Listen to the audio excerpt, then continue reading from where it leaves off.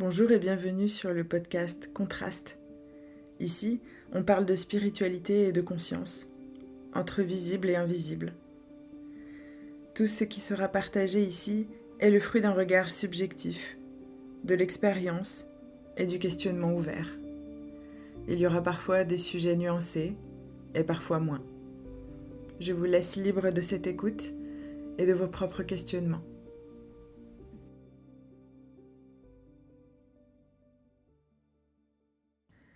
Le sujet du jour, j'ai décidé de l'appeler « Traverser le chaos ».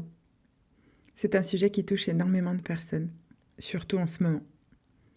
Et par chaos, j'ai envie de dire cet heureux bordel que l'on vit à tout âge de la vie, petit, moyen, grand.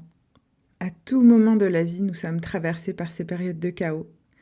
Et je vais essayer ici d'expliquer comment ça fonctionne, le process, comment traverser et pourquoi pas en sortir victorieux, ou en tout cas un peu plus aligné. En préambule, j'aimerais partager ce que je considère être un équilibre cosmique, naturel, tellurique, qui est celui du chaos et de l'ordre. L'image qui me vient, c'est un cercle, avec un sens. Et dans ce sens, il y a les étapes de la naissance, de la maturation, de la sagesse et de l'extinction, de la fin. Ce processus est devenu tellement naturel et instinctif qu'il en devient inconscient, ce qui veut dire qu'on ne met plus de conscience à proprement parler dessus. Il vient à piloter en automatique, c'est pas plus mal à certains moments, mais on en vient à oublier le fondement de la vie et de la mort. Eh bien, le chaos, ça fait partie de ce grand cycle qu'on oublie. Il est même fondateur dans nos élans, dans nos renaissances. Sans lui, pas de renaissance. Sans lui, pas de réajustement. Et nous sommes peut-être l'une des seules espèces vivantes à ce jour à se poser ce genre de questions. Dans la nature, aucunement besoin de s'interroger sur le fait de naître et de mourir. C'est naturel, c'est normal, cyclique. Alors revenons sur cette notion d'ordre et de chaos que j'utilise dans mon activité professionnelle, qui est celle de médium et de thérapeute holistique. Ce que j'aime à dire, c'est que le chaos est la voie vers l'ouverture et l'ordre, la voie vers le contrôle, l'intention qui est figée, dirigée vers quelque chose de spécifique, particulier. En tout cas, il m'a été donné de le voir tellement souvent de cette façon qu'aujourd'hui le chaos a pris un peu moins une place vilaine dans la vie, un peu moins une place violente aussi. J'irais même jusqu'à dire que le chaos, c'est presque ce qui devrait gouverner aujourd'hui nos élans, de fait à pouvoir se laisser traverser sans forcément tout contrôler, sans opter pour l'ordre par définition. Et enfin, pourquoi pas, de pouvoir sentir ce qui fait vraiment sens pour soi. Je ne dis pas ici qu'il faut abandonner l'ordre, parce que ça fait partie aussi d'une structure dont l'humain a terriblement besoin, qui représenterait, à bien des égards, un cadre, un socle, voire même un ancrage. Ancrage bien souvent perdu aujourd'hui, parce qu'il est souvent demandé d'abandonner tous les schémas inconscients, toutes les croyances, qu'on considère facilement comme limitantes quand elles ne donnent pas tout ce que l'on veut recevoir. Néanmoins, ce que je remarque, c'est que cette course à l'annihilation totale de l'ego, à la performance, au dépouillement total de l'ego, voire même à sa destruction, j'ai déjà vu passer ce discours plusieurs fois, c'est une forme de déracinement total avec notre histoire, avec qui nous avons été, avec nos héritages familiaux bien souvent, mais aussi sociétaux, culturels, dogmatiques aussi. Il n'y a pas si longtemps, nous étions encore en guerre, et je pense que je ne vous l'apprends pas, tout cela laisse des traces. Alors, dans ce monde éminemment intéressé par la spiritualité, je me pose cette question. Jusqu'où nous avons répété un nouveau schéma de chaos, pensant nous en sortir pour vivre la meilleure version de notre vie, la meilleure version de soi, etc. Comme si, tout d'un coup, à force de travail sur soi, il était enfin possible d'accéder à une vie pleinement heureuse, dans le bonheur, dans la volupté, la joie et la félicité. Et comme on vient de le dire, une vie sans chaos n'est pas vraiment une vie. C'est juste un leurre. C'est juste une fuite supplémentaire à celle de ne pas vouloir accueillir le fait que parfois dans la vie, ça ne fonctionne pas toujours comme on l'a souhaité. Ce n'est pas un conte de fées. Alors ici, je vais m'hasarder à proposer une lecture qui est la mienne, des étapes cruciales que l'on vit dans des périodes de chaos. Je les ai listées au nombre de 5. Il y en a évidemment probablement plus, ou peut-être que certaines pourraient être nuancées ou plus étayées, mais soyons concis. Alors il y a cette première étape, qui est celle du chaos. C'est une forme de rupture. Une rupture avec les paradigmes actuels. Une façon de fonctionner qui n'est plus bonne pour nous. Quelque chose qui ne trouve plus sa place. Un élan qui n'est plus vraiment un élan, mais plutôt une contrainte. Cette période-là a la simple particularité de nous rendre aphasiques, léthargiques, ou parfois en colère, frustrés de ne pas avancer comme on le souhaiterait. Il y a une forme de déconnexion avec la réalité, comme un miroir dans lequel on ne se reconnaît plus. On se sent même parfois un peu différent de l'espace environnant, de ce monde qui est en train de partir en sucette royalement. Eh bien, sans surprise, cette période de chaos, cette rupture, c'est celle d'une rupture entre ce qui n'est plus bon pour nous et ce que nous constatons au quotidien. Et on peut faire le parallèle avec énormément de dimensions dans nos vies personnelles. Rupture amoureuse, rupture sociétale, rupture professionnelle, rupture amicale. C'est un instant où plus rien ne va, où ça ne vibre plus très juste, comme une fausse note sur un accord de piano. Ça devient disharmonieux, disgracieux. Ensuite vient l'étape de la désorientation. J'ai choisi de l'appeler comme ça parce que c'est quelque chose que tout le monde vit, que j'ai vécu il y a encore peu de temps. C'est une perte de repère. Une sensation assez désagréable et inconfortable dans laquelle tout ce qui était su avant n'a plus sa place ou ne fonctionne plus comme nous l'avions imaginé. Un peu comme si nous avions passé 10 ans de nos vies à apprendre des protocoles, des techniques, etc. Et qu'aujourd'hui, ça ne fonctionne pas. Ça n'est pas placé au bon endroit. Il y a une sensation de trahison quelque part, entre soi et soi-même, entre soi et le monde. Donc cette désorientation, elle fait partie de cette étape de la traversée du chaos pour moi, et elle est même nécessaire. Elle mène parfois à des situations où le conflit peut arriver, où la fuite peut arriver, l'isolement aussi, et un profond besoin de se sentir à nouveau en lien avec des personnes qui nous comprennent dans cette étape-là. Et donc, naturellement, l'idée, c'est d'aller chercher une autre source pour pouvoir s'alimenter à nouveau, une source qui nous comprenne, une source qui puisse nous accueillir tels que nous sommes. C'est pour ça qu'il y a énormément dans le monde actuel d'associations, de regroupements, ce qu'on appelle aussi des égrégores, des endroits où chacun peut venir se déposer, ne pas être jugé par rapport à ce qu'il vit. C'est ce que proposent en général les cabinets de thérapeutes, psychologues, etc., pour permettre de laisser se vivre ce qu'il doit se vivre sans avoir d'injonction extérieure, et que le processus puisse se mener à bien sans entrave. La troisième étape, pour moi, et selon mon prisme de compréhension, ce serait celle de la résistance, celle du contrôle. Par nature, quand on perd l'ordre et qu'on en vient au chaos, eh bien, il est important, c'est ce qu'on appelle aussi l'homéostasie, de pouvoir revenir à un état d'ordre. Et ça, très souvent, on peut le rencontrer quand on a besoin de faire un grand tri, quand on a besoin de changer ses meubles de place, de faire ses papiers en urgence, et même parfois, tout simplement de faire le ménage chez soi. Donc c'est pas maléfique, c'est plutôt bénéfique en soi. Mais cette étape-là, elle peut amener plusieurs problématiques, notamment celle de surcontrôle, celle où, pour pouvoir pallier à cet événement qui est le chaos intérieur et extérieur, vécu comme tel, puisque tout ce qui se passe à l'intérieur se passe aussi à l'extérieur, dans notre champ de compréhension, dans notre vision, eh bien, on peut en revenir en tout cas, assez facilement à celui du contrôle et du surcontrôle. Je tiens à le rappeler, il n'y a pas de mal ni de bien là-dedans, c'est un processus naturel.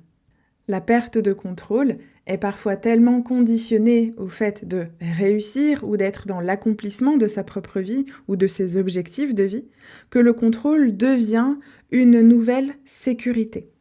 Et il est donc tout naturel d'y avoir recours dans ces moments-là.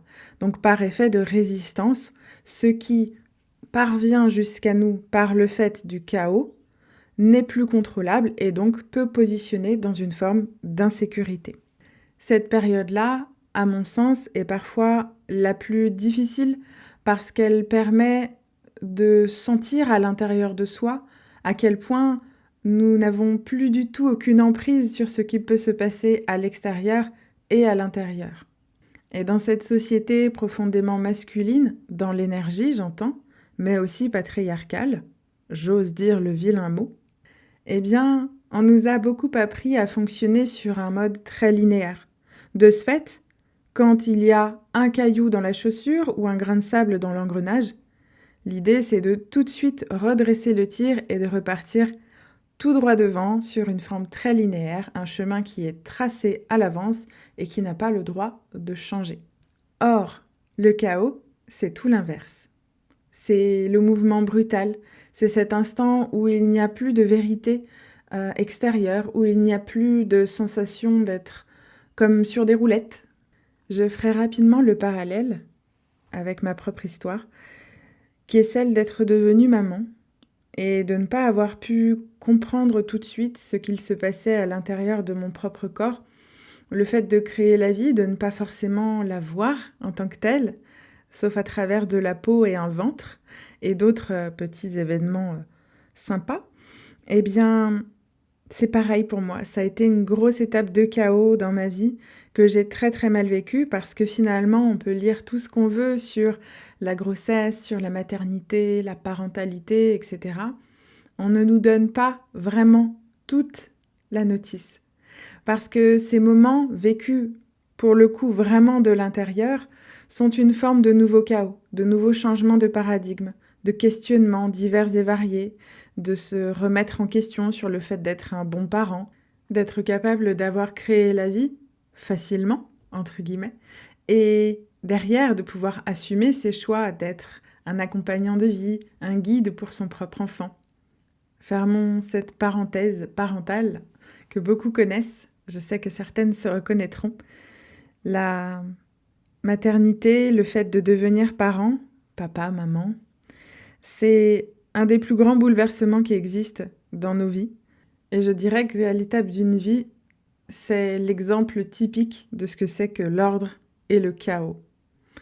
Et les parents qui ont besoin de sécurité, de contrôle, notamment, comprennent très très vite ce que c'est que de ne pas savoir quoi faire quand une toute petite personne à l'extérieur ne sait ni gérer ses émotions, ni gérer sa faim, ni gérer le fait de ranger ses jouets partout, tout le temps, en tout lieu et en toutes circonstances. Alors revenons à la 4e étape, qui pour moi est la plus cruciale. C'est celle que j'ai appelée le basculement, ou autrement dit, le lâcher-prise, le fameux lâcher-prise dont on entend tant parler et qu'on n'arrive tellement pas à mettre en place dans nos vies. Eh bien, j'ai entendu cette phrase une fois qui a fait sens pour moi. Le lâcher-prise implique une prise, comme une main qui tiendrait une rambarde et qu'il faudrait lâcher.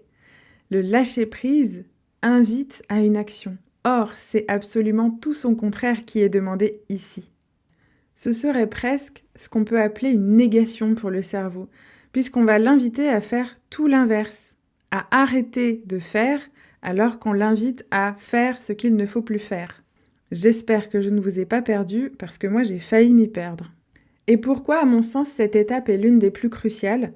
Parce que lorsque l'on bascule véritablement dans la reconnaissance de ce chaos, eh bien, il y a quelque chose qui peut enfin se poser, quelque chose de concret, de vivant à l'intérieur de soi. Il n'y a plus de fuite, il n'y a plus de mise sous le tapis. Le fait est de reconnaître publiquement, avec soi et soi-même, devant sa glace, je suis en galère, je suis en train d'en chier sévère, je ne comprends pas ce qu'il m'arrive et je reconnais que là, je n'ai plus du tout le contrôle. Ça paraît simple, mais en fait c'est tellement difficile pour les humains qui n'ont pas appris à reconnaître leurs propres émotions, à toucher du doigt ce qu'ils ressentent, qu'aujourd'hui le fait de reconnaître que l'on ne va pas bien est perçu comme un état de faiblesse. Or, j'ai envie de transformer ce mot faiblesse en mot vulnérabilité. Et à partir de là, l'image qui me vient, c'est comme une plaie ouverte. Quand un être vivant autour de vous se blesse, un animal, un enfant, une plante pourquoi pas, ou un autre être humain, l'idée c'est de ne pas laisser avec sa plaie béante, sanguinolente, le voir se vider de son sang. L'idée c'est bien de porter assistance, mais avant toute chose, l'étape à faire c'est la reconnaissance. De ne pas juste mettre quelque chose par-dessus pour ne plus jamais la voir. Il faut en prendre soin de cette plaie. Eh bien, sans surprise, c'est exactement pareil pour nos plaies et nos blessures émotionnelles. Pour nos chaos intérieurs, ces changements de paradigme qu'on n'avait pas vu venir. C'est pour ça que quand mon enfant se blesse, je ne lui dis jamais, en tout cas j'essaye de ne pas le faire malgré mes injonctions personnelles, de ne pas pleurer, de dire c'est rien, ça va passer, tu vas t'en remettre. On le sait que ça va passer, on le sait qu'il va s'en remettre.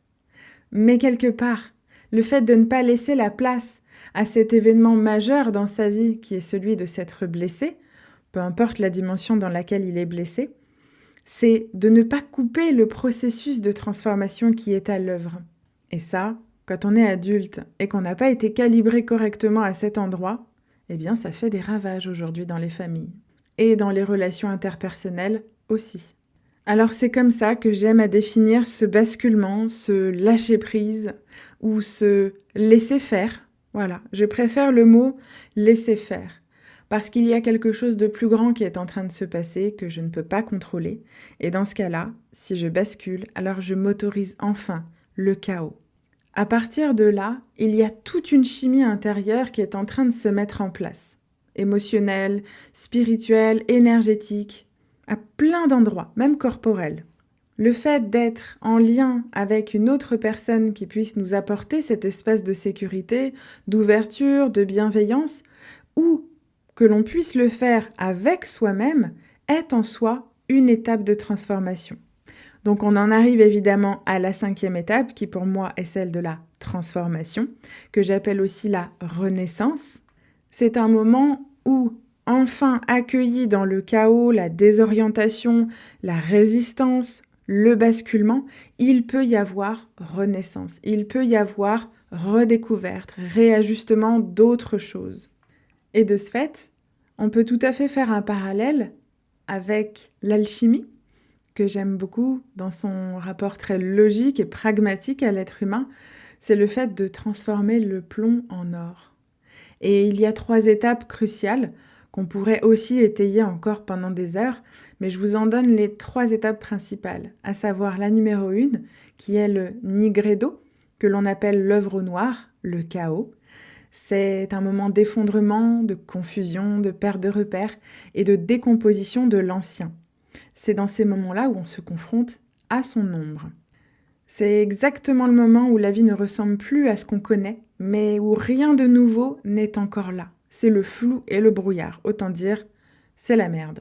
Ensuite, l'étape numéro 2, ce serait ce qu'on appelle l'albédo, l'œuvre au blanc, la clarification. C'est ce qui se passe après le chaos. Et là, ça commence à se déposer.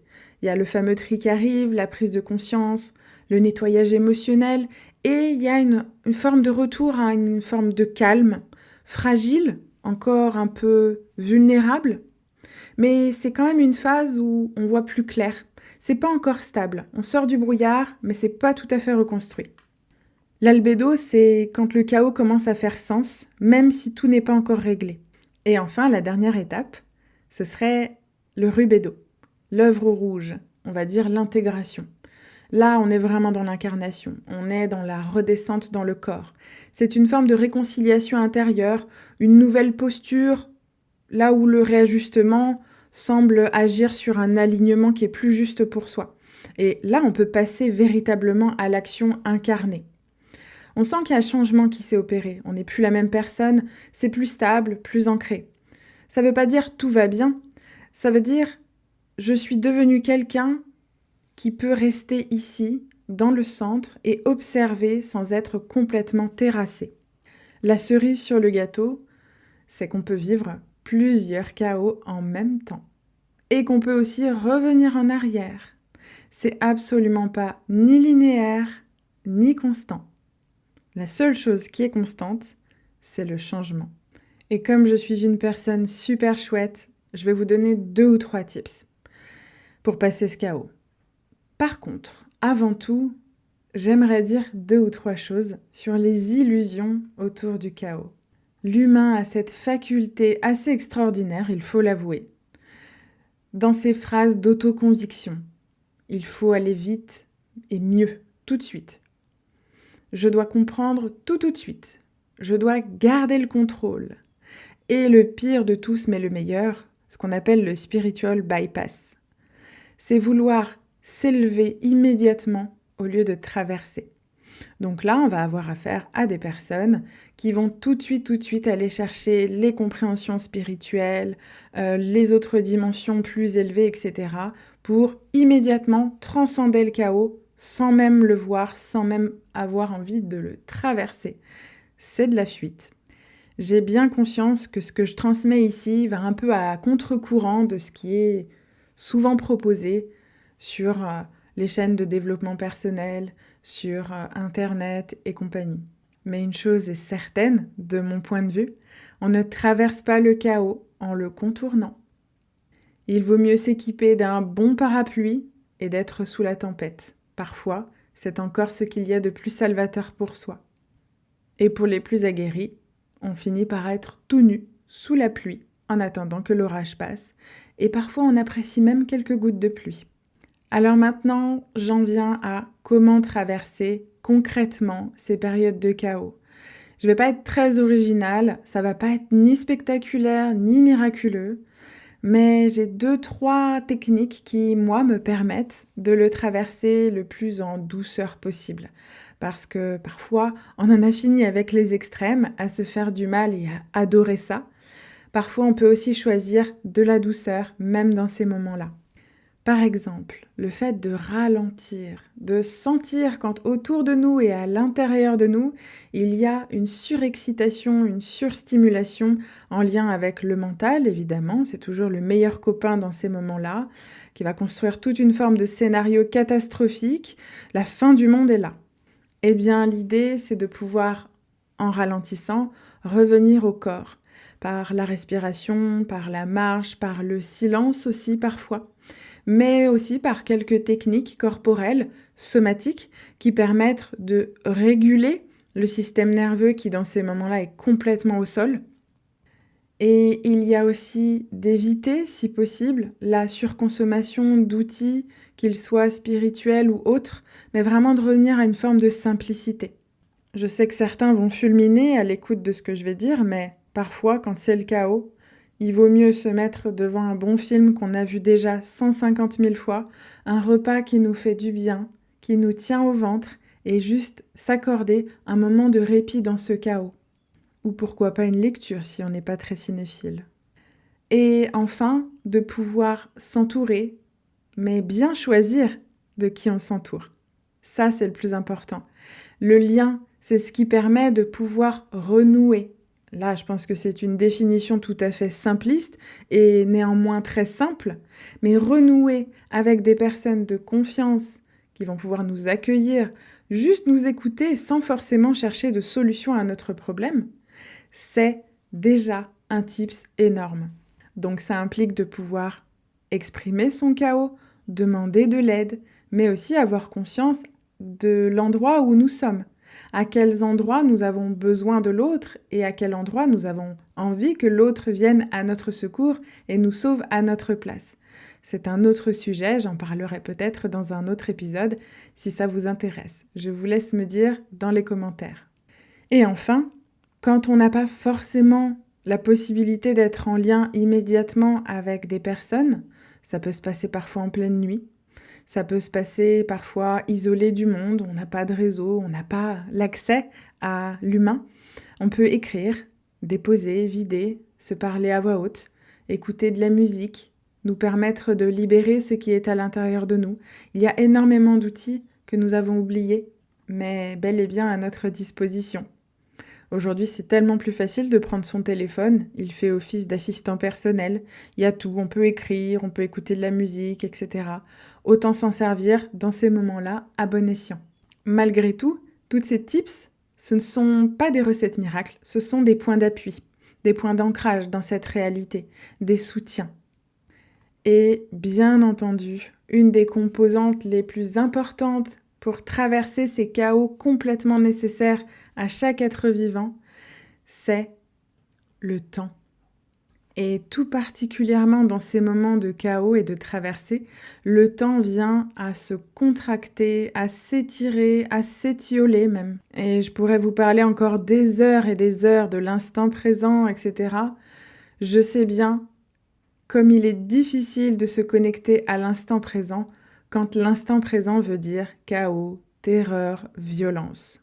Alors modestement, si ça peut vous faire une petite piqûre de rappel, la majeure partie des problèmes de la vie passe avec le temps. Et pas juste je laisse passer du temps et ça va se régler tout seul, mais c'est que le temps a cette faculté à pouvoir donner une lecture totalement différente de ce qui a été vécu. C'est un peu comme un bon petit plat. Vous le laissez mijoter, mais vous savez pertinemment qu'il sera meilleur le lendemain, voire pour certains, le surlendemain. C'est ce qu'on appelle le jus, l'extraction.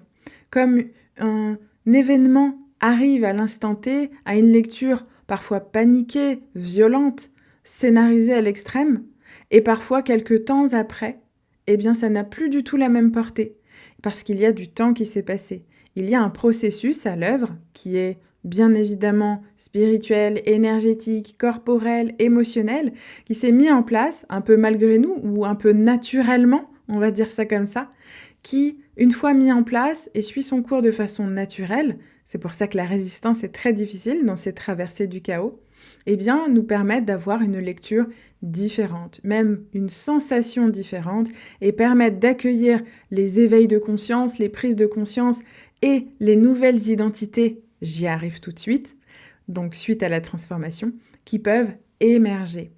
Et enfin, j'arriverai sur la fin de cet épisode où je vais vous partager ce que le chaos peut transformer dans nos vies. Et je vais parler notamment donc de cette fameuse identité, mais aussi des relations, de nos priorités, du rapport à soi et du rapport au contrôle. J'irai pas jusqu'à dire que les personnes qui adorent le chaos vivent mieux, mais parfois je viens quand même à le penser.